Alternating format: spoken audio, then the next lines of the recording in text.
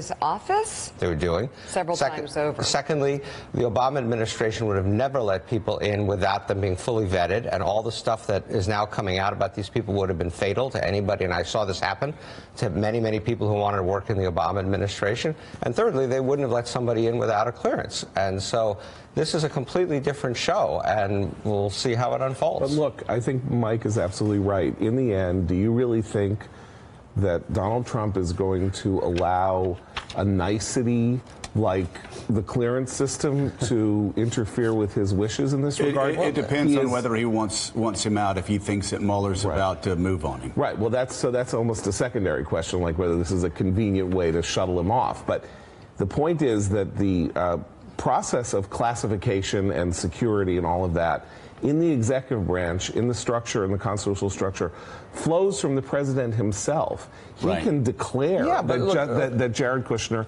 has a security clearance. It is within his power as president to say, I grant him code word clearance, and he will have it. He can. Call me naive, but I think it's one thing to bring in somebody who's unqualified, give him some job, whatever. It's another thing to first say that Kelly's going to make the decision, secondly, have Kelly revoke his clearance, and thirdly, have the president, well, I'm going to show you top secret stuff anyway. Right. I just think that is not a great place. I don't either, but it's going to happen. If I can remind you, he told Sergei Lavrov, he revealed secret Israeli intelligence in a White House meeting. Fair point. So, in an Oval Office meeting, so we don't know. I do want to step back, though, really quickly. And, John, what do you make of the fact that we have seen this sort of slow motion, you know, sort of this Austin Powers moment where the steamroller is coming towards, and you know what's going to happen.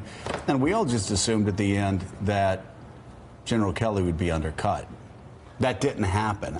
Right. Well, I mean, this is an ongoing story, right? So right now, if there is a war between Jarvanka and Kelly, Kelly has the upper hand. That can switch, you know, on a moment's notice. I want to make one point. Something happened to Trump and the people around Trump those first couple of weeks when they were, after the election, when they were looking into Trump divesting himself of his business, and his lawyers said, you don't have to do this. You are the President of the United States.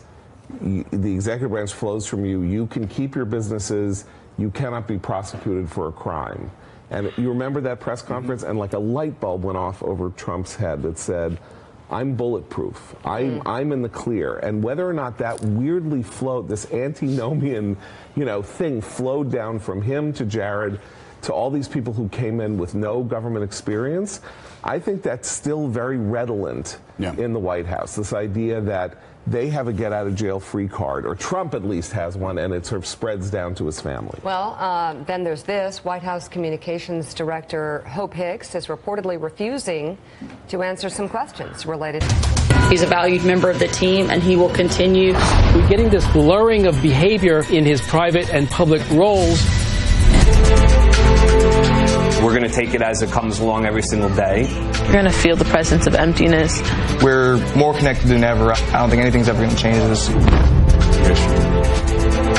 Welcome to our viewers in the United States and around the world. This is your new day. It is Wednesday, February 28th, 6 o'clock here on the East Coast. I am in New York. Allison is back in Parkland, Florida. A very important day there. We're going to check in 1 second. But here's our starting line. We've had several major Russia revelations rocking the West Wing. CNN has learned Special Counsel Bob Mueller's team is investigating President Trump's business dealings with Russia, the key part before the 2016 campaign. Also, White House Chief of Staff John Kelly stripping the president's son-in-law, Jared Kushner, of his top secret security clearance. A bombshell report in the Washington Post says that at least 4 countries discussed ways to manipulate Kushner by taking advantage of his lack of experience, financial troubles, and intricate business arrangements. And a source tells CNN the president's communications director, Hope Hicks, admitting to House investigators she has had to tell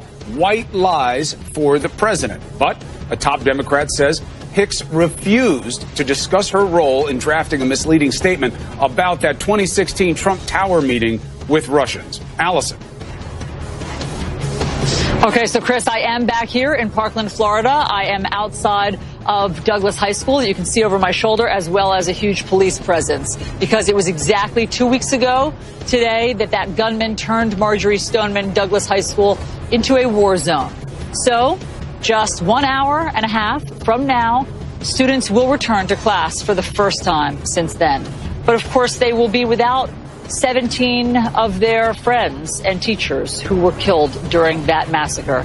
So throughout the morning here, we will be speaking to those students and their parents about whether they feel prepared to go back, how they're emotionally preparing, and of course, what they want to see happen next in the national debate over gun violence that they have sparked since this massacre. Legislators here in Florida are moving towards trying to figure this out. Their plan is to arm teachers. They want to appropriate millions of dollars to do so.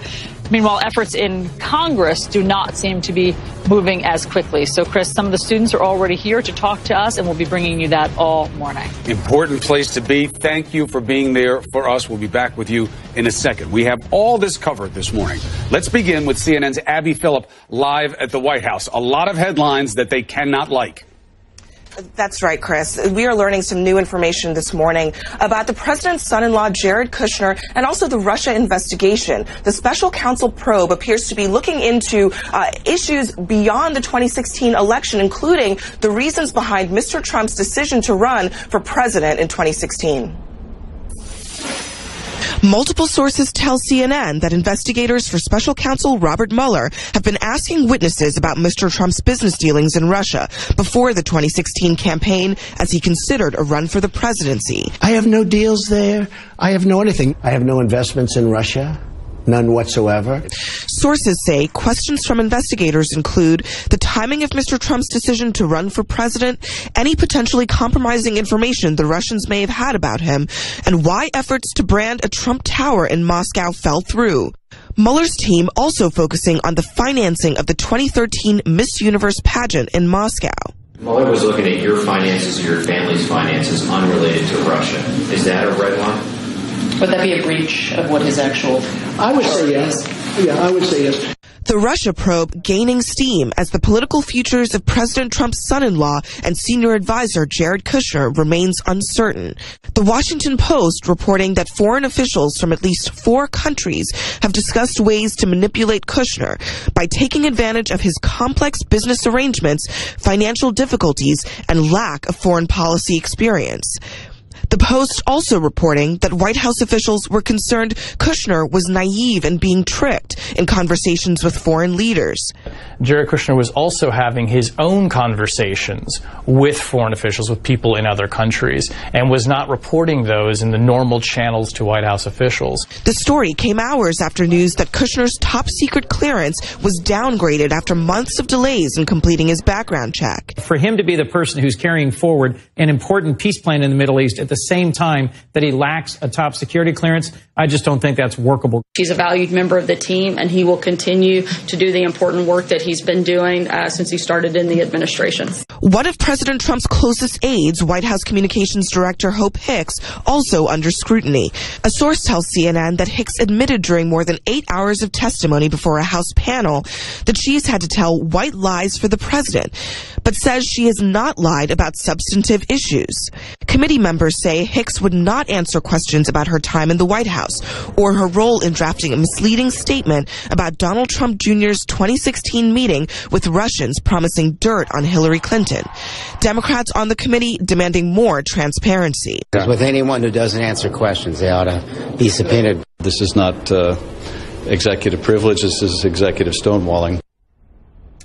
Well, Chris, all of this is happening as the threat of Russian election interference remains very real. Just this week, the outgoing head of the National Security Agency made it clear that President Trump has not given intelligence officials the authority to disrupt Russian hacking at its source, despite the threat that is posed to the 2018 election just this year. Chris. Abby, what a morning of news. On any other day, all of these, like 4 separate headlines, would dominate coverage. Today, we have to balance all of them. Thank you very much for getting us started. Let's bring in our best. We got CNN political analysts David Gregory and John Avlon. Am I wrong? Mike Rogers says, no, the president has never asked me to go directly at Russia to do anything about the cyber threat. Hope Hicks says, no, I'm not going to answer these questions, even though I came in under the intentions of being open.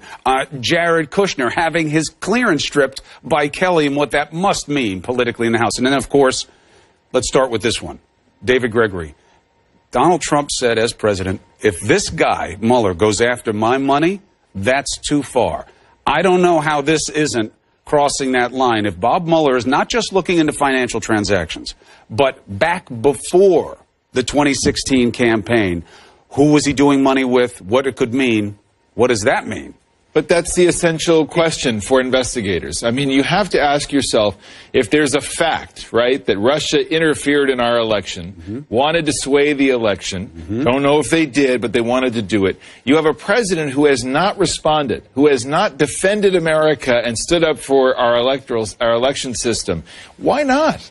Well, you know, does he? So you say fair play to look back there, look at the money. It's fair play. I think there's no question that anybody looking at this thinks the greatest area of vulnerability is a potential financial entanglement that somehow means that the Russians have something on President Trump. Now, that may just be speculation, but how, in a long history of involvement in Russia and around the world, do you not look at that as an investigator when you have this event that happens around this candidate? Now, John, fair point. Trump brought some of this on himself by not releasing his taxes, not opening the books of his business in a meaningful way. So it does fuel some speculation. Still, this will rub people the wrong way who support the president, saying, oh, all the way back then you're looking? I mean, how far are you going to go? Is this another Ken Starr looking to Bill Clinton? At the time, they were probably defending Ken Starr if they've been consistent partisans. But the point is that you got to find the roots of the question of whether the president's compromised, because there are a couple of core points you got to figure out. First of all, how come in a world full of people Donald Trump will attack at the slightest provocation, will he never and has never said a bad word about Vladimir Putin from the campaign through the presidency? The second thing is what Mike Rogers said yesterday, in his testimony, basically saying that not only has the president never ordered him to retaliate or push back on Russia, but that Putin believes he's got free rein because he won't get a pushback. That raises it from a question of being compromised in the political and personal context to national security. So follow the money, folks. It's basic. It's going to happen. It's appropriate. And then if you're going to follow the momentum, if it is true that the chief of staff withdrew the clearance from Jared Kushner, how does he stay in the White House? I think it's very hard. Look, you have to ask, what has Jared Kushner accomplished in the White House? What role is he serving other than, first of all, I think it's a huge problem. You start bringing in your children, right? This is nepotism. What would give you that idea? Yeah, right. So that should be on its face a huge problem. And look, the president, if this is somebody the president trusts, but the question is, so what is he doing? I mean, what has he done of value and substance that's helping other than distract and have huge, judgment decisions that are suspect around, and maybe make vulnerable with this other development that other countries were sizing him up as an opportunity because of vulnerability. Right. I mean, you have to ask how long he can be in this role without a security clearance. What he's got to do, he's going to do Mideast peace. He's going to deal with Mexico over, a lot of tough issues with Mexico. I think it's a real blow for him. When the president said, my chief of staff will make the right decision, he's dealing with his son-in-law. And by the way, if Kelly could not have made this decision, then we would have really seen how compromised they were, because that means he would be untouchable. But this is fascinating, because one of the core rules in politics is you never fight the family and win. In this case, Kelly seems to be winning this fight. And it's also, when Kelly floated the idea the top security clearance was going to be removed, he said, look, Jared's doing great work on the Middle East, on Mexico. Well, what did we find out yesterday from the Washington Post report? That Israel, United Arab Emirates, and Mexico and China have all been talking about how they think they can roll and apply pressure to Kushner because of his financial dealings. Right. Now, of course, that's a big deal because of the Rob Porter situation and what they didn't know about him in vetting. So this is on them. This wasn't foisted upon them. This is something that happened organically from their mismanagement within their own. But how do we know for sure that Kelly is having the upper hand here? How do we know that this doesn't come out, removes it? The president can, in his own capacity as executive, say, I'm going to let Kushner see this stuff anyway. It's my decision. I say he can see it. We don't and know that. You went after my family, you're gone. Yeah, possible? Yeah, and I think that's possible. I don't think the president wants that fight with John Kelly right now. I think if he really wanted it, he could have taken him out when he got pretty hot and was getting a lot of arrows his way about the handling of Rob Porter. I think we have to say something, too, amid these revelations that is an explanation. Still, there's a lot here to look at that seems to make sense. Mueller's got to prove it. He's got to prove something big, that the candidate for the presidency was compromised, and that he's compromised by a foreign leader, and that he made decisions to work with the guy. I think we have to remember Jared Kushner is a blank slate. He's got all these business dealings, and anybody would look at him and say, first of all, who brings in his son-in-law who's got no experience to write some of these most important matters? With $1 billion debt. But a key distinction you're drawing that we try to remind people on a regular basis, although it is getting a little conflated. One is criminality, potential indictments, or political malpractice and naivete. Well, and that's down here. That's what I'm saying why is that it might have people happened. could look at anybody and say, you know what, this guy's a blank slate. I might be able to manipulate. In other words, you could see this story being written about almost anybody that has nothing to do with whether anybody did anything wrong. Understood. All I'm saying is, at the end of the day, you may have. Well, forget about bringing in the best. Forget about cleaning up the swamp. They don't know how to run this White House, and they have done things that are shady/stupid. But those aren't necessarily crimes. None of those things are illegal. You can have incompetence and not criminality, obviously. But they could mean something to a motivated Congress. Right. But they don't have the votes here right But now. against the backdrop of only the best people, against West Wing running allegedly like a well-oiled machine, this is self-evidently chaos and Kremlinology. There are people fighting against each other in this West Wing, bleeding into the public. Right. And even between the chief of staff allegedly against, the son-in-law and the daughter.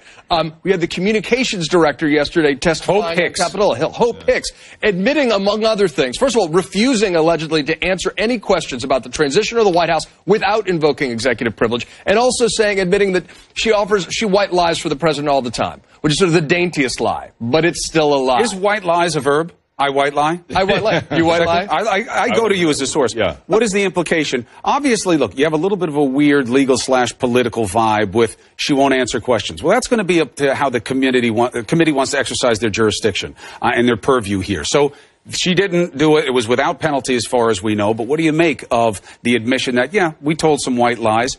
Well, we don't know about what. Was it about we've never heard of any of our people meeting with Russians? We don't know anything about communications. Were those the white lies? I mean, any of us who are parents, I think, tell our children, if you're willing to lie about small stuff, how do we know you won't lie about the big stuff? And that's why there's a criminal investigation going on. And by the way, let's also remember what the meat of this story is. The campaign manager for Donald Trump has been indicted because of fraud, and we know he has extensive ties with Russia and their puppets in Ukraine. These are big questions when you have financial entanglements with any country, including Russia, that raises the prospect of being compromised. You don't see this in electoral politics very often, which is why we have to keep our eye on the ball and look at these as important developments across the board. None of this is normal, so let's not normalize it. Let's focus on the facts. Understood. Gentlemen, could not cover more in less time. Thank you very much. Appreciate it. Allison, as you know, you're in the right place this morning, but I needed you here. We have not seen this many headlines come out of this investigation at one time in a long time. No, it's a big news day, as we often say, but today seems particularly so. But I am here, Chris, in Parkland, Florida, because about an hour from now, the sidewalks that you see behind me, the parking lot, will be filled with the 3,000 students returning to Marjorie Stoneman Douglas High School for the first time since that gunman killed 17 of their friends and teachers. And CNN's Diane Gallagher has been covering this. She joins me here in Parkland, Florida. What are we expecting today? I think they're not really sure. I even talked to teachers, Allison, who said that right now they just kind of want to all be together. The word that I heard most from students was apprehension. They're a little nervous about coming back, but they want to be there with all of their classmates. They want to try to return to normal, whatever that means. The principal said that today is about comfort, not curriculum. First time walking through the red gates, hearing the bells ring, there's going to be a dramatic shift in the hallway. You're going to feel the presence of emptiness. Thousands of students returning for the first time to a campus that just 2 weeks ago they ran away from in terror. We've seen what the end of the world looks like for 17 people. Our grades aren't as important as they used to be to us anymore. Our lives and the lives of our friends are what take priority over that now. And while some are ready, I guess there's a certain feeling of, relief that I am going back to school, that, we are going to return to normality and stuff like that. Others aren't quite sure. How do you even begin to comprehend all the empty desks and all of the friends people lost and everything else? How do you return to normalcy after that? Teachers like Darren Levine also unsure about what to expect. There's no playbook for this. There shouldn't be a playbook for this. And we're going to take it as it comes along every single day. The school reopening as law enforcement sources tell CNN the massacre's death toll could have been even higher. The killer still had 180 rounds when he dropped his rifle and slipped out the building, blending in with the fleeing students. And investigators say that hurricane-proof glass the killer failed to break may have prevented him from using a third-floor window as a sniper's perch. Now this week, the schedule is shorter. Students cannot bring backpacks and security will be, quote, at an all-time high. I know I'm going to have a lot of friends there and my parents are going to be there, so I'm comfortable going back in, but there's always going to be like that sense of anxiety surrounding the school just because it was a place of a school shooting. Preventing other school shootings, now a rallying cry for much of the Stoneman Douglas student body.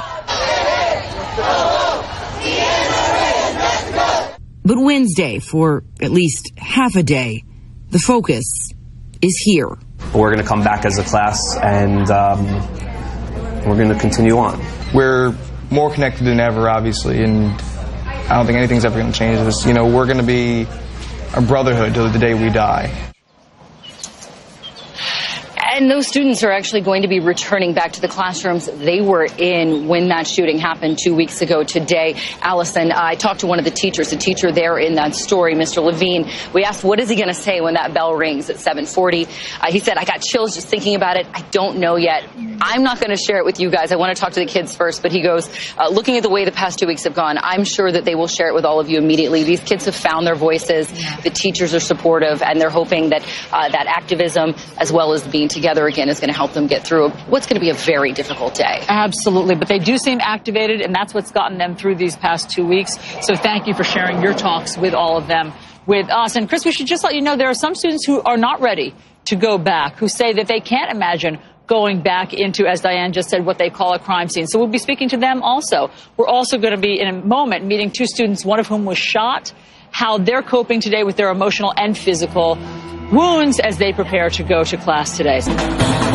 Bring in now CNN's chief political analyst, Gloria Borger, CNN contributor John Dean, who was a Nixon White House counsel, CNN national security analyst Sean Turner, and CNN contributor Frank Bruni of the New York Times. My goodness, there's so much to talk about tonight, but Gloria, let's start with this. We have new reporting out tonight about one direction the Mueller investigation is taking. What are you learning? Well, my colleagues and I are reporting this evening that the special counsel has very recently begun asking witnesses questions about Donald Trump's business activities in Russia before the 2016 campaign. And according to our sources, these witnesses have been asked questions about when Trump first decided to get into the race. Do they know how Miss Universe, for example, was financed? And they were also asked if they knew anything about why two deals to brand a Trump Tower in Moscow fell through. You'll recall there was a deal that fell through in 2013, and there was also a deal that fell through in 2015. So they were asked these questions, among others, and that struck us as very interesting. You can't tell, of course, from these questions what Mueller knows and what he doesn't know. As one source said to us, you can't tell because they're not giving away any secrets, and we don't know whether they were trying to check the box or what they were trying to pursue. But it is of great interest, of course, that that the team is probing about Trump's dealings in Moscow before he became a presidential candidate. And Frank and Gloria's reporting, she notes that several lines in questioning for witnesses have centered around the 2013 Miss Universe pageant, as she has been held in Moscow. I just want to read, this is a tweet from Donald Trump, it's in 2013. He said, do you think Putin will be going to the Miss Universe pageant in November in Moscow? If so, will he become my new best friend? Are they looking for, that great unanswered question here? Like, what is the connection? What is the connection between President Trump with Russia and Putin? I think they're trying to figure out if there's a financial relationship and a financial history that leaves Donald Trump compromised or exposed, and if that explains this worship of Russia, this veneration of Putin. I think that's what they're looking at. And we don't know a lot, partly because Donald Trump has been so secretive with his financial records. Yeah. So there's lots to get to, because any one of these stories, as I said in the beginning, this could have been our breaking news coverage and the story that we covered the entire program. But Sean, the other major story out now is about Jared Kushner losing his top secret clearance. I want to let's look deeper at this. Why can he not secure clearance in the first place? What's going on here? Yeah, so we are 13 months into this, and Jared Kushner still doesn't have a security clearance. And I think it's pretty clear at this point that if everyone plays by the rules, that it's unlikely that he will get a security clearance. If the reporting that we've seen is accurate, Don, I've had a security clearance for most of my adult life, and if what we're seeing is accurate, Kushner's business dealings, his interactions with foreign governments, whether these interactions were interactions where he was intentionally trying to accomplish something or not, are a serious problem for someone with access to the kind of information that he has access to. And the real issue here is that you're looking at someone who has a career in the business world where he maintains one foot in that business world where he needs to run businesses and make sure that he continues to tend to the Kushner enterprise. And then that same person has one foot in the foreign policy and national security world. And even if Kushner plays by all the rules and does all the right things, the people that he's dealing with in these foreign countries, they understand that gives him an amount of influence and leverage in the White House that will cause them to behave a certain way.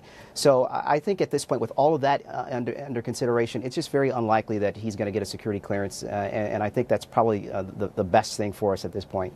Before I get to John, and does this hurt his effectiveness, Gloria? Well, it makes it almost impossible to do his job, it would seem to me. I mean, if you're in charge of peace in the Middle East and relations with Mexico, I mean, you should have some access to very high-level security information, and Gloria, particularly in the Middle East. What about his credibility among the people he's, in the Middle East and the people he's trying to negotiate with or bring peace to, right? Well, sure, but you've got to look at levels of intelligence. You've got to be able to see sources and methods and how we derive certain information, particularly in that part of the world. So I think that it makes his job almost impossible to do, quite frankly. You need clearance at that level to do that job. John, isn't this exactly why anti-nepotism laws exist, to avoid all these complications, and why people have been preaching divest, divest, divest, get rid of your businesses? Isn't this the reason? Very much so, Don.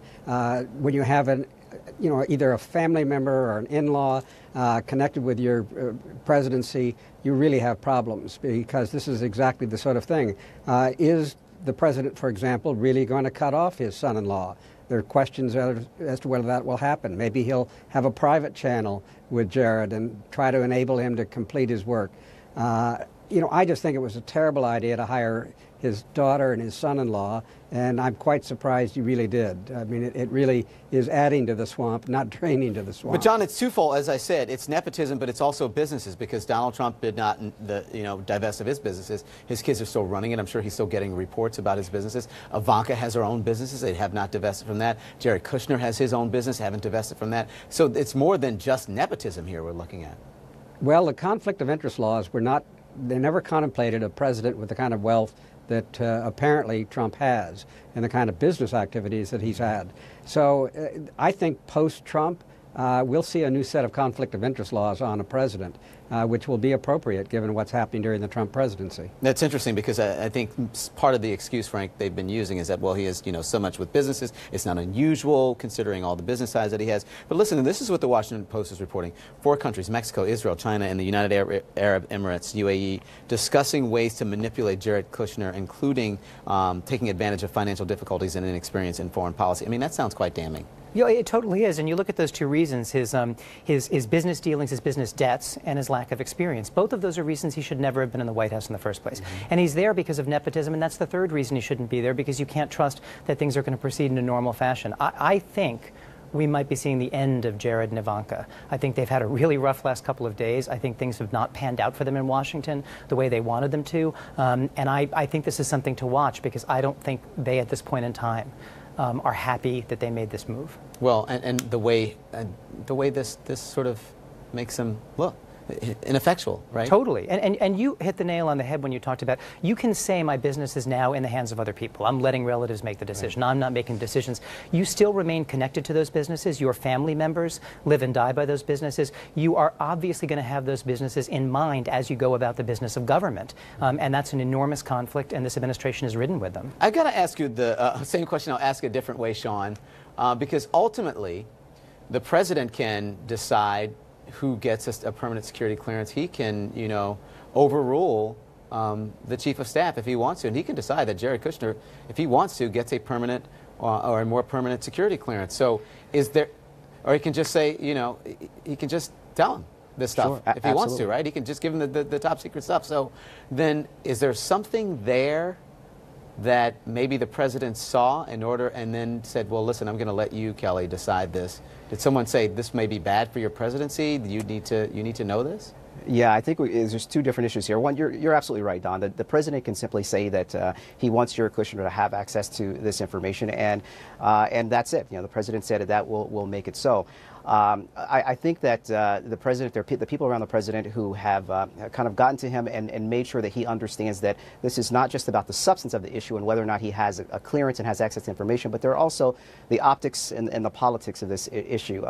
Not typically my area, but I'll tell you that it is clear that the president knows that he does not need another major, high-profile departure from the White House right now. And I think that based on all of the trouble that John Kelly had over the past couple of weeks, if the president had simply said to John Kelly that, you're despite your policy, pulling back security clearances for people with interim clearances, that Jared Kushner would still have access to classified information, I think that would have put John Kelly in a really tough spot. I think he would have had to make a decision as to whether or not he was going to stay or go. And I think that if he left, that would have been really problematic for the White House right now. Lots more to discuss. Stick around, everyone. When we come right back, why hasn't President Trump ordered the man in charge of U.S. Cyber Command, Admiral Mike Rogers, to stop Russia's hacking attacks on our democracy? You're not doing work to help somebody. You're gaining something from reading Mr. Adderley. Investigation. Kushner now includes his efforts to secure financing for his company from foreign investors during the presidential transition. The Post, meantime, details how that need for capital may have been exploited. Shane Harris is one of 4 Post correspondents on the story. He joins us now. So, Shane, you write that there are 4 countries that had looked into ways or discussed ways of manipulating Jared Kushner. Can you just talk about what countries they were and what they were hoping to use to manipulate him? Sure. The 4 countries that were identified in U.S. intelligence reports are Israel, China, Mexico, and the United Arab Emirates. And what they found was that these officials were discussing among themselves that Jared Kushner might be vulnerable based on, first of all, his lack of experience in government and foreign policy, essentially seeing as someone they could persuade or shape his views, but also his business arrangements, which are quite complex and involve foreign travel as well, but also the debt that they had incurred in the Kushner companies, specifically on real estate in New York and the building at 666 Fifth Avenue. We know that the Kushner companies, which Jared divested himself from, have been looking for international investors to try and shore up some of that debt. And it is this area where foreign officials, we understand, were at least discussing that he might be leverageable based on that. Right. I mean, there's a lot of money coming due. He refinanced it, I guess, after the economic downturn. They paid a huge amount, I think more than any office building had been paid for in New York for, I think, ever or a very long time. They refinanced that after the downturn, and that money is coming due. And they've been, even during the transition, Kushner was meeting with potential investors, correct? That's right. During the transition, there were meetings that he had also with a Russian banker. He has said that he was just there to discuss things in his business capacity. The Russians have said he wasn't there in a business capacity, so there's some discrepancy. It was no secret, of course, that he had this debt, and it's important to remember that a normal person, when they go through a process for trying to obtain a security clearance, your credit card debt is something that might get flagged. Other outstanding loans that you might have, and the reason for that is because does that make you vulnerable to some kind of blackmail, or perhaps a payoff by a foreign official? Those are routine matters. In the case of Jared Kushner and his company, it was known there was a $1.2 billion note that was coming due in January 2019. So in a way, it's not that surprising that foreign officials might identify that, but that becomes a red flag in a security clearance process. It's also remarkable because pretty much all of these countries are in the portfolio of things that Jared Kushner is allegedly working on for this administration. I mean, Middle East peace, obviously, if Israel is looking at ways to manipulate him, Mexico, he arranged, I think, the president as a candidate going down to Mexico, and obviously other things in the Middle East.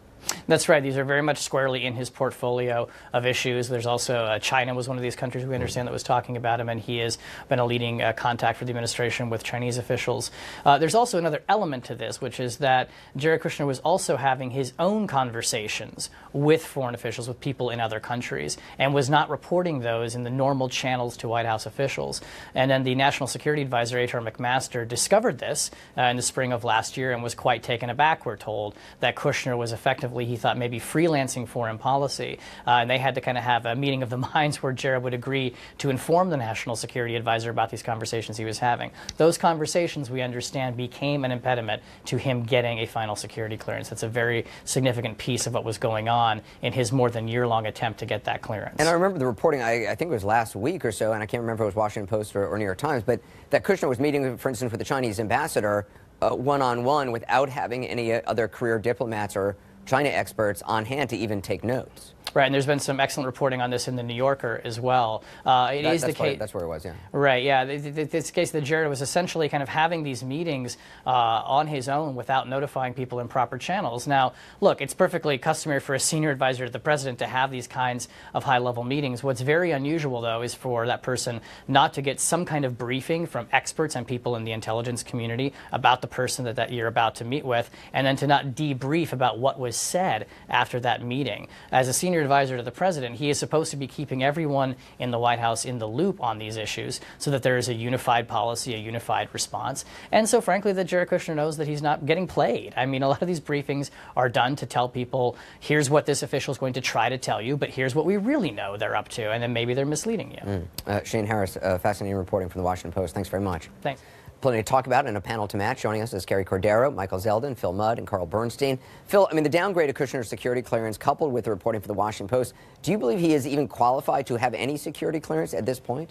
There's technical issues, and then there's a broader issue that you raise, the technical issues. He can't see intercepted communications. That's top secret. He's now downgraded to secret. He can't see the most secret CIA information about their informants. A lot of CIA information is secret. The most sensitive stuff is top secret. Let me be even clearer, Anderson. He can't see some of the stuff our Western allies see. They see top secret stuff he can't. Let me give you the final question. When you walk into a meeting in the West Wing, in the Situation Room, and the National Security Advisor, the Vice President, the President's in the chair, and you're having a conversation, what are you supposed to say if you're the CIA or the NSA Director or the Secretary of State? You got to leave the room when the conversation goes top secret? I don't know how you conduct a conversation in the West Wing with somebody who doesn't have a top secret clearance when you have to ask a question every time the conversation turns to something that's really sensitive.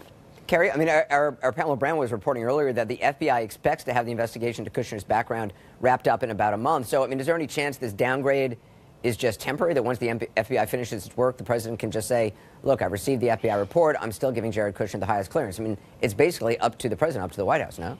It is. It's up to the president, and there's sort of two outcomes. So either the FBI can complete its investigation, and I think they're giving a timetable because Chief of Staff Kelly is requiring a timetable for when these will be completed. So either they could complete it and their recommendation is negative. Their recommendation is based on the information that they've developed in their background investigation. They don't recommend a clearance, and then the decision gets to the White House, the president, Chief of Staff Kelly, and ultimately the president, whether or not to grant it. Or they come back and they say, you know, we've completed our investigation and now we're comfortable with it. Given the time that has gone on, and given particularly the financial entanglements that he has and the foreign interests, I tend to think that if they were going to clear him by now, that the FBI would have. And so I tend to think that another few weeks of investigation is not necessarily going to provide the answer that the White House wants. Carl, it's not like the president hasn't disregarded the FBI before. They didn't want the Nunes memo out there. He overruled them. I mean, he could very well just hand Jared Kushner the president's daily brief every single day if he wanted to.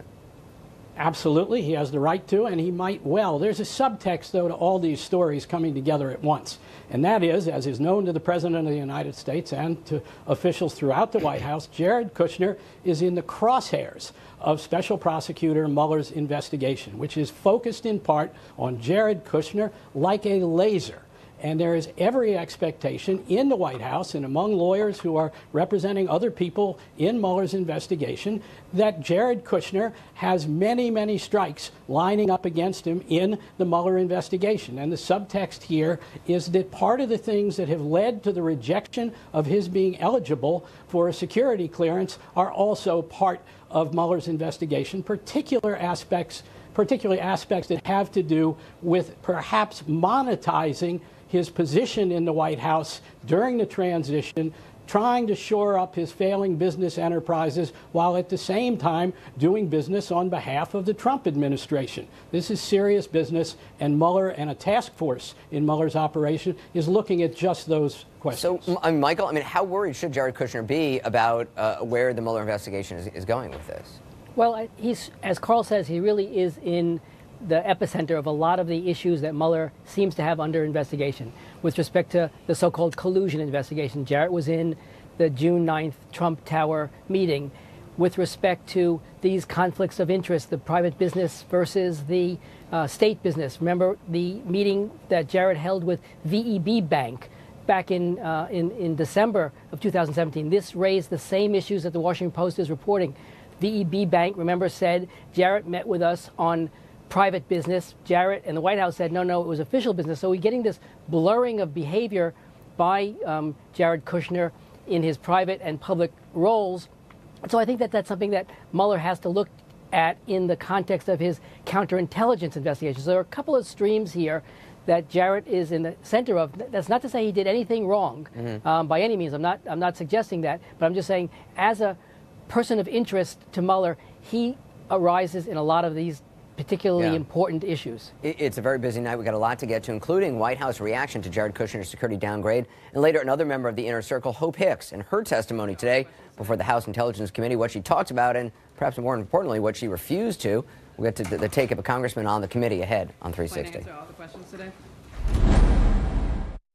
Anderson Cooper 360, brought to you by One A Day Men's.